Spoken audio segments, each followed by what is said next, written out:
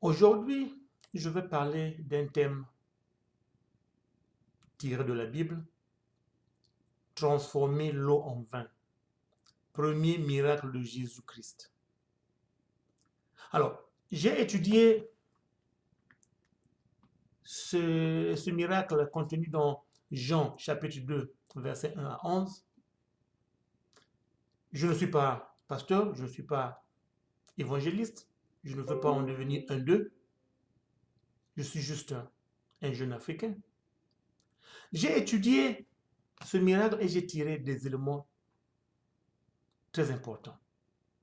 Premièrement, le premier miracle de Jésus-Christ se passe à une fête de mariage. Le mariage symbolise l'alliance, l'amour.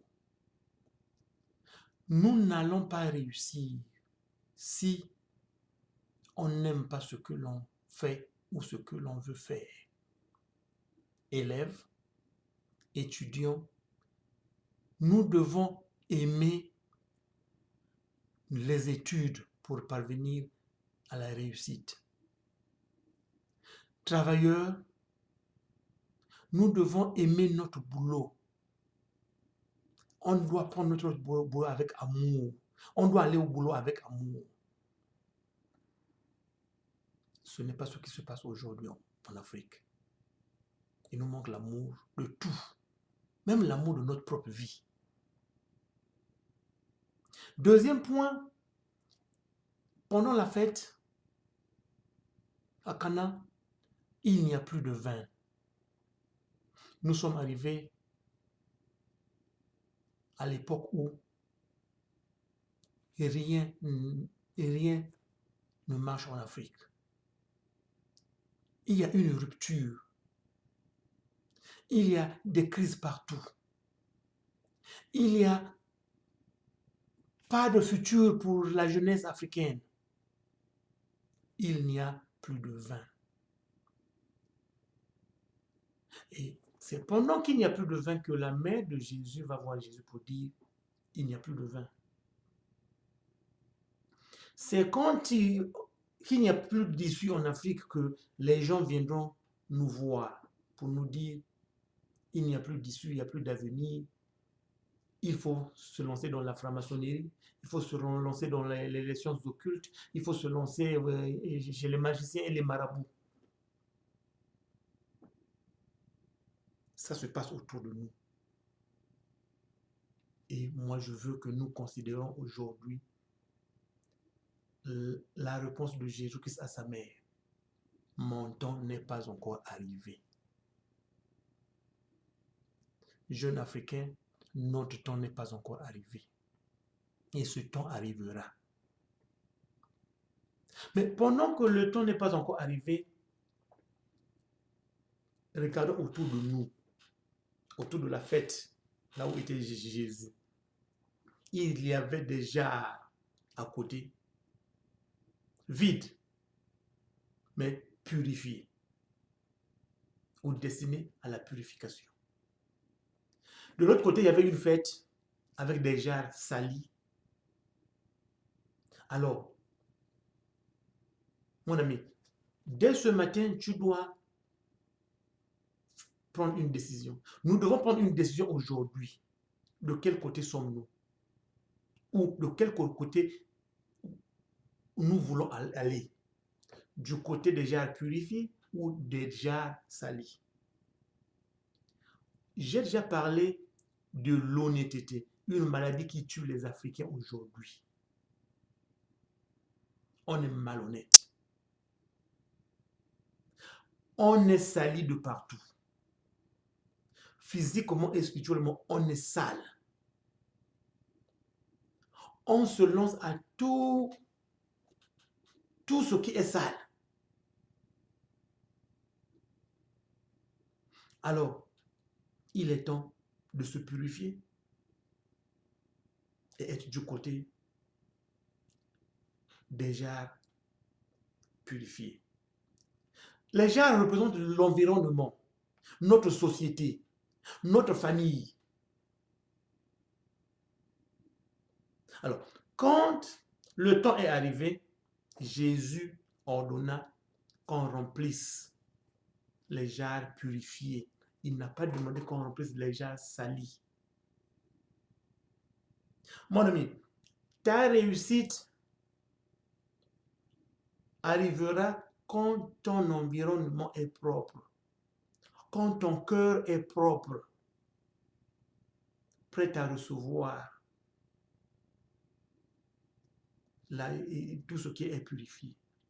Alors, dès ce matin, je veux que tu sois l'eau. Simple eau qu'on amènera dans les jarres purifiés. Et Jésus va ordonner que ces jarres soient remplis. Et quand les jarres sont remplis, il dit, maintenant, puisez et portez. Il n'a pas dit l'eau, il n'a pas dit vin, mais l'eau seule s'est transformée en vin. Mon ami, tu as tous les pouvoirs. Dieu t'a doté de tous les pouvoirs pour se transformer d'eau en vin. Mais attention, il y a vin et vin. Les gens ont bu le vin à la fête, mais le vin de Jésus était le bon vin. Nous voyons dans Genèse que Noé avait planté une vigne, il a eu du vin et il s'est enivré. Les enfants de Lot ont donné du vin, du mauvais vin à leur père pour sortir avec lui, pour l'enivrer. Donc, tout vin n'est pas bon vin. Mais ici, je parle du vin de Jésus-Christ, du vin qui purifie, du vin qui élève, du vin qui amène à la réussite, du vin qui n'enivre pas. Et il a demandé qu'on remplisse jusqu'à bord les récipients. Les 6 jarres dans la Bible, si on va aujourd'hui là dans les calculs, dans les mathématiques, il y a eu entre 480 et 700 litres d'eau transformée en vin. C'est la plénitude.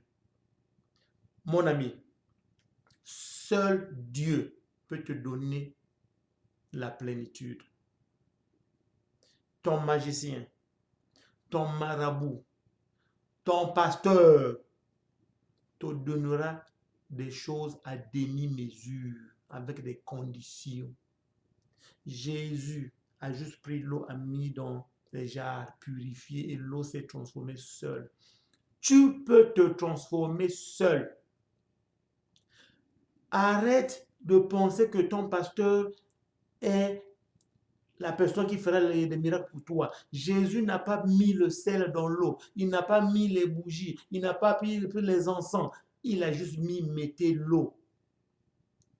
Puiser et donner aux gens pour boire. Il n'a même pas goûté lui-même. Et c'était du bon vin. Ce n'était pas le vin pour s'enivrer, mais c'était du bon vin, le vin de vie.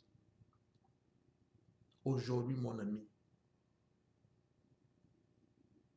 à l'école des futurs millionnaires,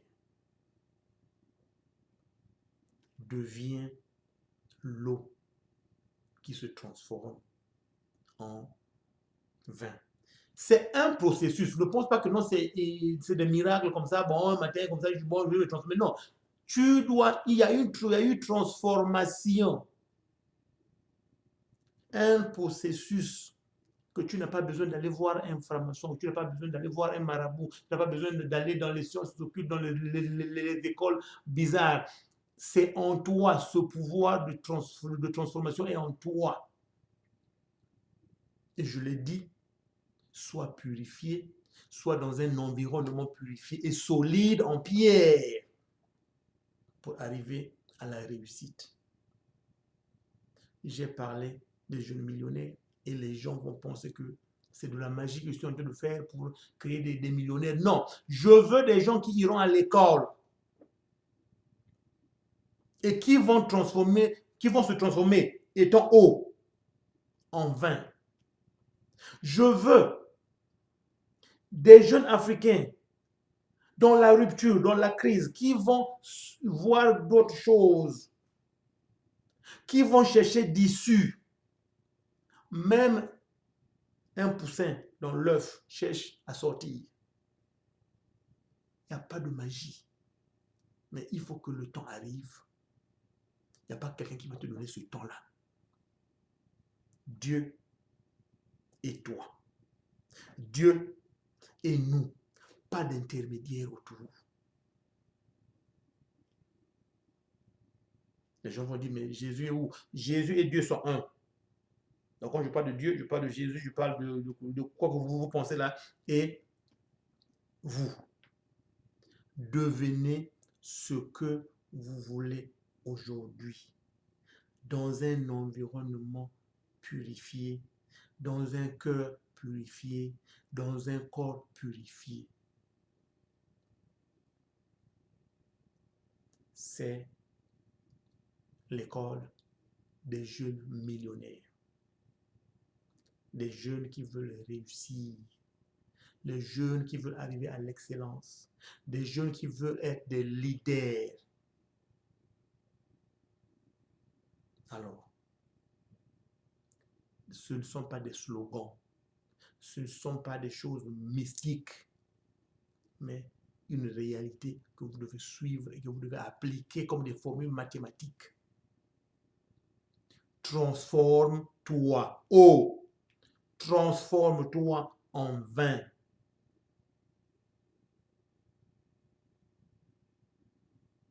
On se retrouve